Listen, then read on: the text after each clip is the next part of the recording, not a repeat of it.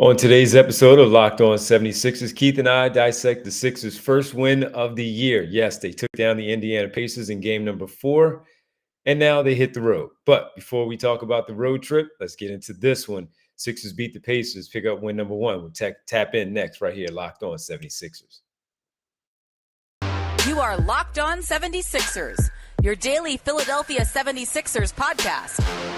Part of the Locked On Podcast Network, your team every day.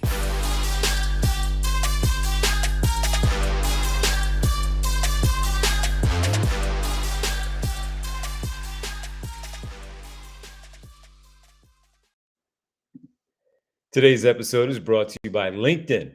LinkedIn Jobs helps you find the qualified candidates you want to talk to faster. Post your job for free at linkedin.com/lockedonnba. Welcome, you are Locked On 76ers. I'm Devon Gibbons from 97.5 The Fanatic Radio in Philadelphia, alongside my co-host and partner, Keith Pompey, Sixers beat writer for theinquirer.com. Keith, what's happening, man? What's popping, bro? What's popping? What's popping is whatever bottles they decided to pop in that locker room after getting their first win of the season over the Indiana Pacers. That's what's popping. Yeah. I hope they weren't popping bottles over beating the Pacers, but it was for the Phillies. But I ain't celebrating over that beating the Pacers, huh? It was for the Phillies getting to the World Series. That's what they were popping Yeah, bottles. yeah. Okay. There you go. All right. Well, thank you everybody for making Locked On 76ers your first listen every day.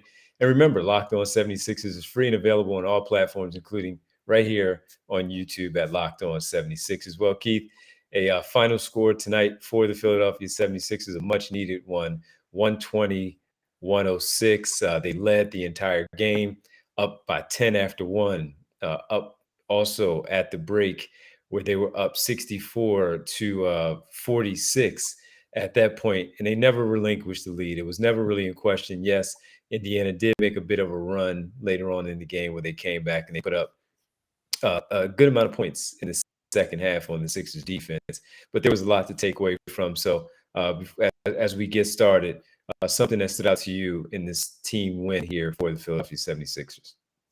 You know, I looked at this as just a confidence boost game. I mean, to be honest with you, I mean, they did all the things that they were supposed to do, but they didn't sustain it. But what I'm talking about, the thing that really stood out to me was the ball movement. If you notice, the ball was zipping around. I mean, they passed up, as they say, a good shot to get a great shot. I mean, there was times when James Harden had the ball. First 3 games, he would dribble it up, walk it up. There was times that he got the ball and he just threw it, zipped it down court. Guys was getting easy layups. Guys were catching the ball right underneath the basket, taking it up. So those are the things that stood out to me. Something else that stood out to me was that they made a conscious effort when they were swinging that ball to make sure they got it to Tobias Harris. Tobias Harris shot 4 for 10 on threes. There was one point where he was 1 for 6 though, or no, he was 2 for 6. I'm sorry, he was 2 for 6 on threes. He was 1 for 5. But it was one of those things where I just felt like the ball movement was there, and that's on the positive side, for the 76ers.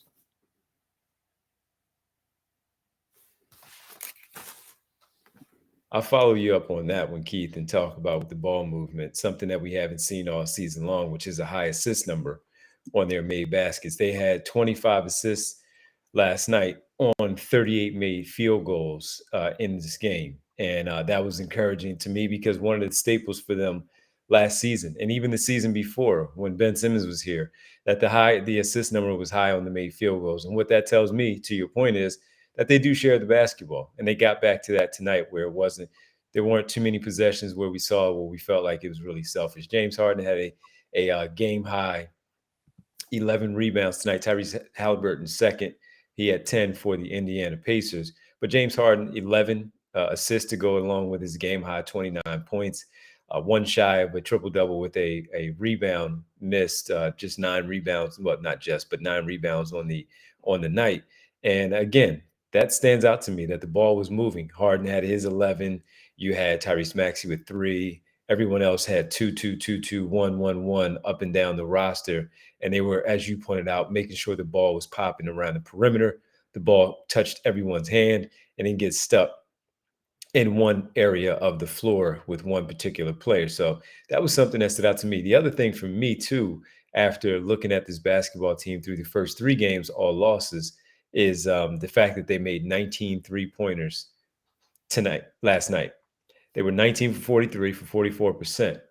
They shot one less than Indiana. So Indiana got off their fair share of threes also, but they only made 12 of their 44. And that was a big difference for me. They had the same amount of field goals, and the Sixers did have the advantage at the free throw line, 25 makes on 28 takes, but it was the made 3-pointers there, 7 plus. So you figure that's 21 more points than the Indiana Pacers did there. They beat the Pacers by 14. And they had the 7 threes, 21, and again, plus, making sure that they made their free throws overall. So all in all, I thought that those are a few things that stood out. They turned the ball over only 8 times, another improvement. Game by game, they've improved where their turnover number is not as high, only allowing 7 points, 19 points for the Sixers off of Indiana's mistakes, which were 13. So that was encouraging also. The only problem with that is when you look at the fast break points, there was a big discrepancy there, 24-7 for Indiana. On the stat sheet, only 1 fast break opportunity for the Sixers on the night to the 11 chances for the Indiana Pacers. So they got out and ran. And it's something that Rick Carlisle, just like the San Antonio Spurs did this past weekend with the Sixers, he has a young team. They're all very young. They have fresh legs. They want to get out and go. They know they're not as good as the rest of the opponents that they're playing in a rebuilding situation. So what they're doing is trying to get out, take advantage of their speed, take advantage of the open floor, and get out and see if they can catch the team off balance. And that's what Indiana did to the Sixers. So still something that they need to tighten up on. But game by game, hopefully we're going to start to see with this basketball team improvements in all these different areas.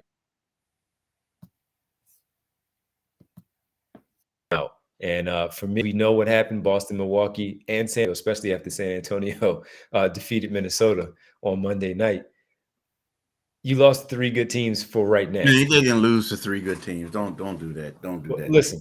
I'm going to give credit where credit is due. Don't do that. Don't do that, credit where credit is due. Nah, bro. That was a good win in Minnesota. It doesn't matter what it looked like later on. Right now, they beat for what they were when they played at 2-1.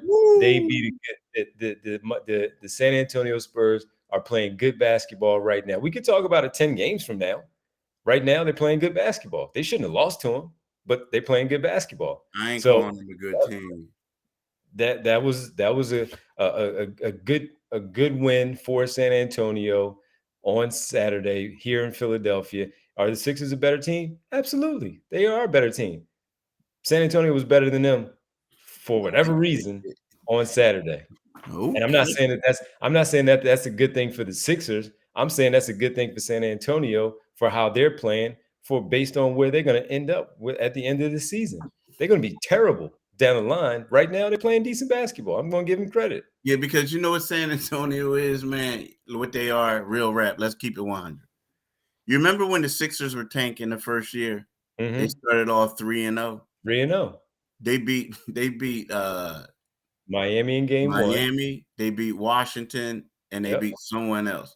Yep. And everybody was like, yo, they're a good team. And Brett Brown was like, hold on a little bit. I don't think everybody was saying, yo, they're a good team. Saying, oh, maybe they're going to play a little better than we anticipated. Some people were saying, because I remember because I was there in the deep when they went 3-0, they beat the team in DC. They beat the Wizards. Mm-hmm. And there were certain reporters like, yo, Brett, do you think this team is a whole lot better than? And he just looked and smiled and said, no. You know what I mean? It was like, no. And that's why I just said they beat them for right now what they are playing at the level that the Spurs are playing. In the end, the Spurs may not win 15 games. This week, the start of the season, they're playing good basketball. I'm giving them credit for what they're doing right now. They did that on the second night of a back-to-back. That's a good win. So I'm giving them credit for where they are right now. That team is going to stink down the line. But you said they beat 3 good teams. 3 good teams for where they are today. Yeah, when you look at the standings, San Antonio just beat Minnesota on the road too. So I'm giving them credit. They just had 3 good wins: Indiana, the Sixers, and Minnesota. That's 3 good wins. I don't care. I don't care when it is. That's 3 good wins, even if it's in the middle of the year and they're 12-46 and they beat those 3 teams in there. That's a good stretch for them. They're playing good basketball. They're Look, playing man, good I'm just gonna basketball. say this. I'm gonna say this, and we're gonna do this. Right now, the Sixers Are the lost, Sixers a good team right now? huh? Are the Sixers a good team I right don't now? know. It's to be determined. We'll That's find not out. to be determined. No, Stop it it. is. It That's is not to be on determined. paper they They're are. playing On terribly paper right they now. are. On paper they are. I They're mean, on playing paper they terribly are. right now. They're not a good basketball team right now. Oh, nah, but we saying are they a good team right now? I mean, I you talking Today, about like on yes. paper. I mean, Today. nah, they're not. No, they're not. They're not. Nah, They're not. San nah, they're not. Antonio. We're going back and forth on San Antonio, which is going to mean nothing in 20 games. But look, the Sixers got a win tonight. They needed it. For them, I'm assuming for them, the season starts now. That's how they're going to look at it. So Bad this loss. is all right. Listen, so San Antonio, they got they got crushed by Charlotte. They lost by In game 27. 1. Yeah. Huh? In Yeah, game they 1. lost by 27 to Charlotte at home. Then they beat Indiana. they beat Indiana, they beat the Sixers, and they beat Minnesota, right? Who then that's 2 playoff teams right there, supposedly. Sixers and Minnesota. So Minnesota is 2-2. And the guy that helped them get to the playoffs right there, Minnesota, their 2 victories came. Oh my gosh, dog! You know who their 2 victories came against? Minnesota? Yeah, Oh, I don't know. I don't they care. beat OKC twice. All right, so they're a bad basketball team. What they were supposed to do. They beat them, but they lost to the Spurs, which they weren't supposed to do. Yeah, okay, all right. Yeah. So they beat OKC twice. Man, I wish the scheduling guys really helped them them out early. I mean, come on, bro. Like, all right. I mean, but I give it to them. I mean, you got to play these games. The All right. Sixers are supposed to be 3-1 right now. They're 1-3. Nah, no, they weren't. Yes. All right, They were 2-2. at 2-2. 2-2. They could have Come been on, 2. man. They weren't supposed to split those games between Milwaukee and the Nah, Boston Celtics. nah. All right. All right. That's what I thought they should have done. Split those 2, and they didn't. Yeah, they get. So again, not a good basketball team right now. Not a good basketball team.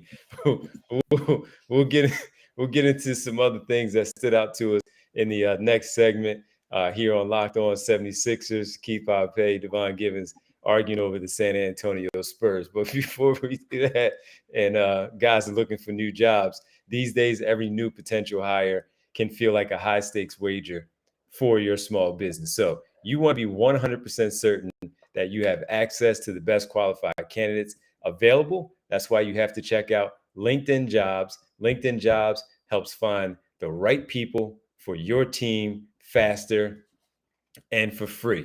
I mean, listen, you have your stories that you've all dealt with in hiring processes, and when you have been trying to get in there and get into a work field and get into a good position, something that you may have liked, and maybe you've dived into LinkedIn to help you find that potential place. And if you are one who is looking to hire again, and you've had those experiences, some good and some bad, this is why you get in on this particular thing with LinkedIn Jobs that we're talking about. Then as you do so and create your posts on LinkedIn Jobs to find your way and finding people that you want to look to hire, or the vice versa, you're looking for a job, add your job in the purple hashtag hiring frame to your LinkedIn profile to spread the word that you are hiring for your small business. Simple tools like screening questions make it easy to focus on candidates with just the right skills and experience so you can quickly prioritize who you like to interview and hire. Make sure you finish things out strong. We're getting to the end of the year. You want to find those right people.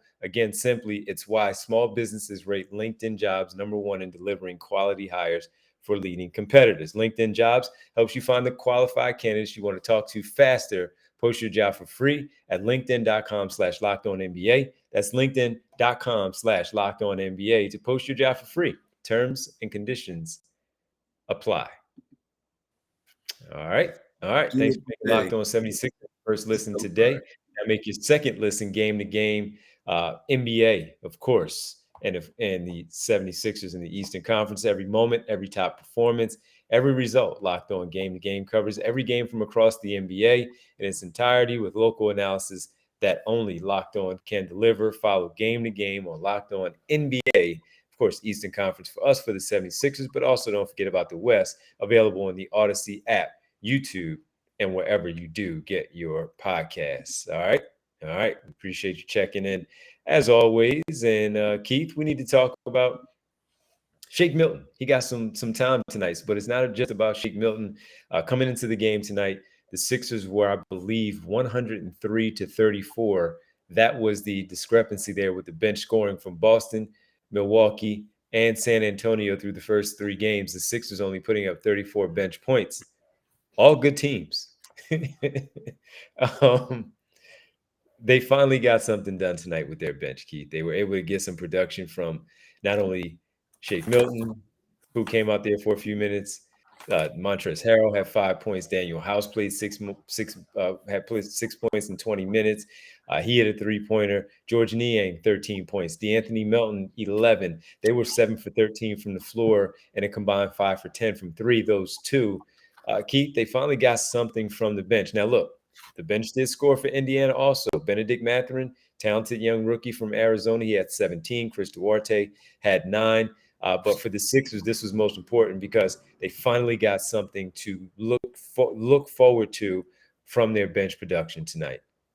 Yeah, they did. I mean, they did. The only my concern is, they were outscored. They were outscored 38-36 on bench points, right? But in the first half, the Sixers, I believe they scored 21 of those points. And when you look at it, you look at a team, the Pacers, their bench really didn't do that much in the first half. I mean, their bench had 6, 10, they had 12 points, and they ended up scoring 38. Now, again, to me, it wasn't that the Sixers bench just went away and they stopped doing stuff. I just felt like in the second half, like there were certain guys the ball wasn't zipping and moving as way as it was before. They weren't getting them as much involved. They weren't making a conscious effort at times, right? So to me, like, again, it was a good start.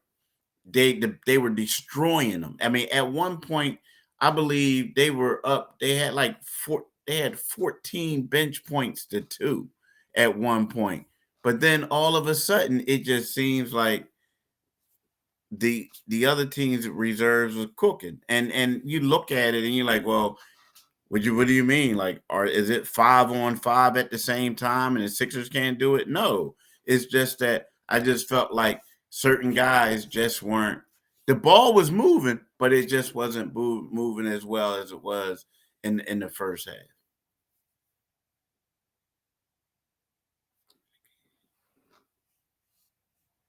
How I looked at it as far as the second half goes, the starters played a majority of the minutes in the second half for the Sixers. They scored 47 points. The starters did. And if you include, this is with PJ Tucker. And if you include George Niang, who played more of PJ Tucker's minutes, you add 7, I think it was about 7 more points. So about 54 points in the second half for the starters in general. I looked at what they did.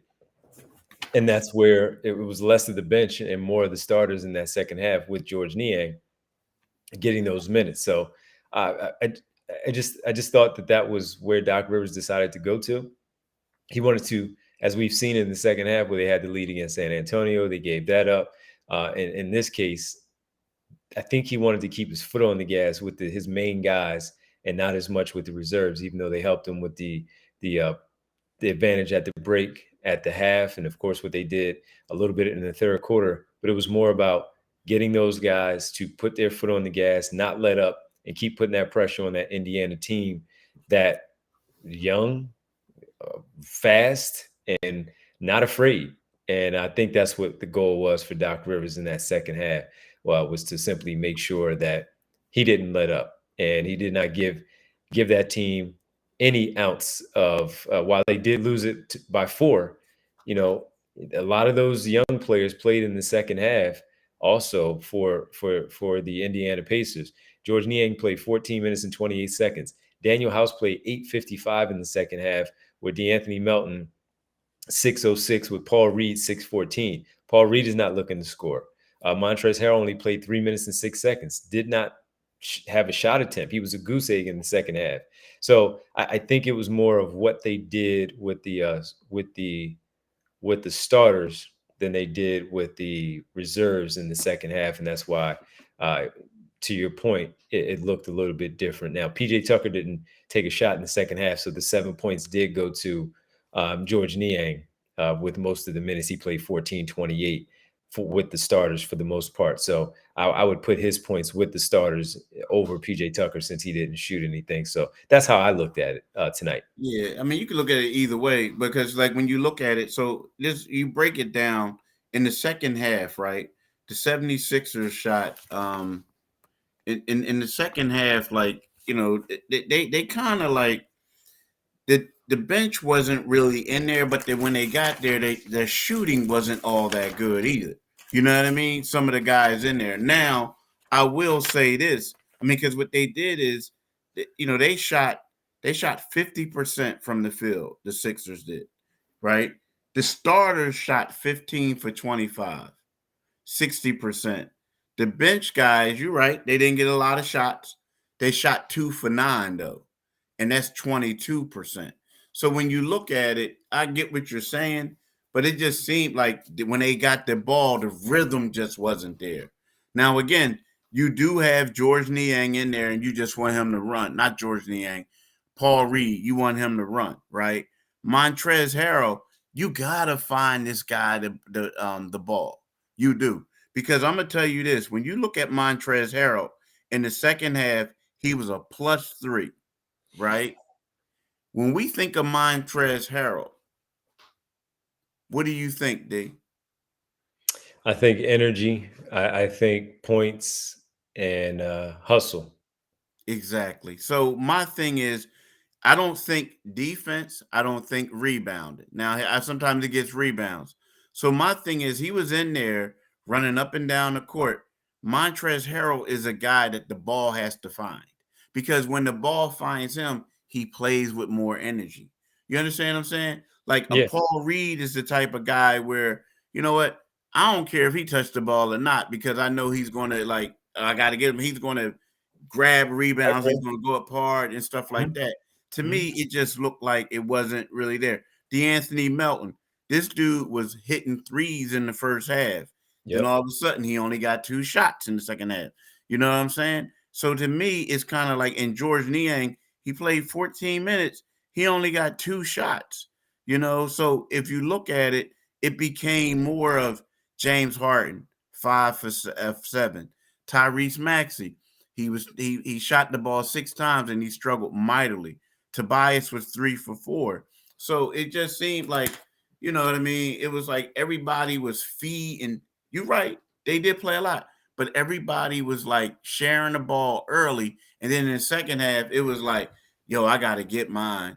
I got to get mine. Now, one thing I will say about Harden is the ones that he got basically helped save the Sixers, because there His was a point threes. where he came, but yeah, those threes were Yeah, huge. Those yeah, threes were huge. And he shot what? He was 4 for 5 on threes. yeah. In the Yeah, second half. yeah, Yeah, yeah. In the second yeah. half. He came up big in the second half, 5 for 7, 4 for 5, 4 assists, only one turnover, not only in the game, but that was in the second half where he turned the ball over. And B played well, 5 for 8, 6 free throws, made all 6 of his opportunities. But yeah, James hit some big shots. James Harden did hit some really big ones. And the one that, of course, is going to stand out in the highlight was the one where he made Benedict Mathurin drop to the floor, more of a more of a like his feet got tangled up with him, and that's how he fell. But he made the shot, right? We saw it last week where he did the same thing and he missed it and he bricked it. So so he made one tonight Yeah, for this team. So got yeah, him. but also I want to elaborate a little bit more when we get back when we talk about the bench to close this one out. With Shake Milton getting in the mix, Doc Rivers talked about again Shake Furkan Korkmaz, Matisse Thybulle, Paul Reed. Talk about those guys getting minutes based on what Doc Rivers is seeing. We'll tap into that next right here, Locked On 76ers.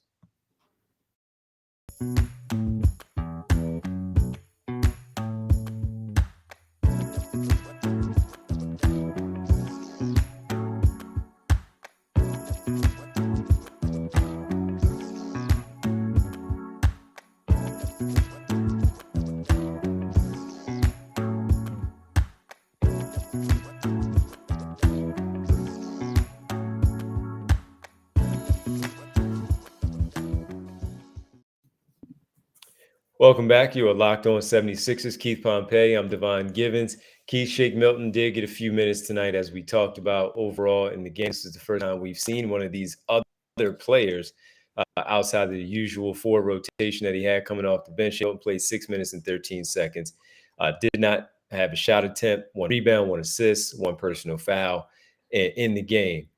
After the game, Dr. Rivers talked about how maybe, he wanted to try something different. I don't know. You weren't the one that asked the question, but wanted to try something different with, somebody else giving him an opportunity. And Shake Milton was the one who got the call. He said that after training camp, Shake Milton has played the best out of Korkmaz and Thybulle and Reed and even Jaden Springer, if you want to add him to the conversation. But he said he has played the best, and he was the one that earned those minutes from training camp to where we are right now. But he didn't have Shake come in before Melton or even before House. He stuck with the normal 4 of Harrell, Melton, House, and Niang. Did you have a problem with that, or are you a little more encouraged by the fact that he did decide to go deeper into his bench, as he said, stretching out the rotation a little bit more? I don't really have a problem with that right now. And here's the only reason I'm saying that is because, you're still trying to figure things out, and you just don't want to quit on it right now. My thing is, I do think that Matisse Thybulle needs to play. I mean, I believe that. The thing about Shake is, when you bring Shake in, Shake's another guy who didn't get a shot attempt. But when you bring Shake in, the only thing in him, he's a scorer, man. Like, he gets buckets. Shake ain't locking anybody down. And that's not a knock on him. It's just that's who he is, right? So when you get these guys out there and they just running around, like, at least get them out there and have a purpose. I mean, I think you got to try to, like, somebody got to find him and at least let him try to score, because that's what he does. That's what he does, right? Yeah, and like, he just didn't do that. Now, again, I believe when he was out there the first time, he was a +8. I think he ended up with an assist, and he had a rebound. So he did that in the second quarter, because he played 4 minutes and 13 seconds in the second quarter. Okay. And then he didn't get any burn in the third. And then all of a sudden they put him in for mop-up duty. So, I don't really know what those 4 minutes and 13 seconds showed us. But it seems like they're trying to just getting different bodies out there, because the thing is, the same with Matisse. When you put Matisse in for those little bit of stretches, and then the last game he played 3 minutes, had a 3 minute and 13 second stretch, it was a little bit of the same. He was just out there, so I don't know. I want to see these guys, contribute more than just running up and down the floor. I would too. But I guess, again, Doc Rivers is just simply not ready to do that. But maybe this is a little sample size of what's to come. I don't know where Milton fits into a series against the Toronto Raptors per se, because of, you look at Fred VanVleet, sure, but he can't defend him. Gary Trent Jr., Shake Milton is not a good defender. You're going to run around with him off the bench. Maybe he can find some minutes in there. Matisse Thybulle is more of a candidate to play against that team. Paul Reed and Montrezl Harrell. I don't know. I don't know where he's going to go. Furkan Korkmaz also, I just don't see it against that team that's long and lengthy, and how they play basketball. So I guess they're going to stick with what they have. And if it's a situational thing, then maybe he'll look to one of those other players, more specifically Shake Milton. I could see Thibault getting there because of his defensive prowess against someone like Gary Trent, or even based on what some of the other athletic scores that they do have could potentially do something. Not Pascal Siakam and all that. We'll get to the Raptors when we do the podcast for Wednesday's game, but I don't know, and I'm very curious to see how he stretches out the rotation a little bit more once they play Toronto in these two games. Yeah, me too. And it's funny because the reason I was laughing, the reason why I laughed is because, okay, so it was Matisse, now it's Shake, and I'm like, please don't make Ferk's audition be against this team where they gonna go at him. You know what I mean? Like, if I'm Ferk, I'm like, come on, bro, really, really, you going Let's to wait to Chicago. Let's wait to Chicago or Washington, right? Yeah, right. Or wait till you get back home after you play Washington. I mean, because like, talking about a weighted, what do you call it, a weighted grade or something like that? Like, right. Yeah, it's not. Yeah, that's not good. It's going to be interesting, man. I mean, look, again, maybe they look at it now. Okay, they got those 3 losses. Didn't expect to lose all 3. Season starts now, but it really is 4-game road trip, Keith, upcoming for this basketball team. It's a tough stretch. 2 in Toronto, Chicago, and then Washington. So it's not an easy 4 games. Let's see how they respond after what we saw through the first 3 games. But we'll tap in tomorrow, dive a little bit more into the Toronto Raptors series and talk about what it means to play these 2 games in Toronto against a Raptors team that I guess we're still trying to figure out who they are. We're trying to figure out who a lot of these teams are in the NBA at this point. But we got to thank everybody for checking in with us here on this day after the Sixers defeat the Indiana Pacers to get their first win. Thank you for making Locked On 76ers your first listen. For your next listen, check out the Locked On Sports Today podcast, the biggest stories of the day, plus instant reactions, big game recaps, and the take of the day. That's available on the Odyssey app, YouTube, and wherever you get your podcast. Keith, you mind letting them know where they can find us?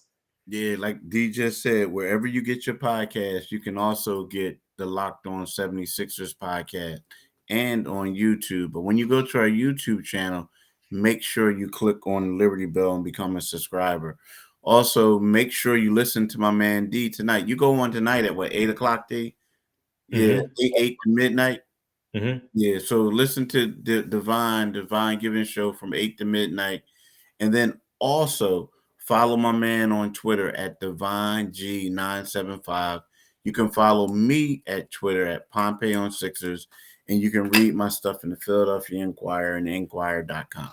And I'll even give you updates on my new favorite team, according to Keith, the San Antonio Spurs throughout the year. Yeah, those title contenders. Yo, but listen, look, D, you know you had me since you had me on my phone looking, right? So the Spurs, y'all, let's give D the benefit of the doubt. The Spurs are in a 3-way tie for second place right now. In the West? In the Western Conference? Yeah, so Portland's 4-0. Memphis, San Antonio, and Utah are all 3-1. So you got 2 teams that's like kind of tanking, right? And they're Utah both and San Antonio. Right? Yeah. And then they better than Phoenix. Only joking. Phoenix is 2-1. Right. Phoenix is 2-1. The only loss we had was to Portland. Yeah. Oh, okay. Oh yeah, that's my man. He was whispering to him like, "Hey, you ever been in a situation before?" DeAndre Ayton. Yeah. Yeah. So I think that one. That went to overtime. Yeah. Yeah. So that's all right. So D, you got it. They're in the 3-way tie for second. All I said was for right now. That's all I said. In 2 weeks, that's probably the only amount of wins that they'll have in 2 weeks. Yeah, but listen, man, always fun chopping it up. Sixers get their first win, and we'll talk tomorrow and check out and see what's going on with the Sixers taking on the Raptors. Keith, thanks, man. I know you're in Toronto, so we'll talk to you from Toronto. All right, bro. Peace. All right, man. All right.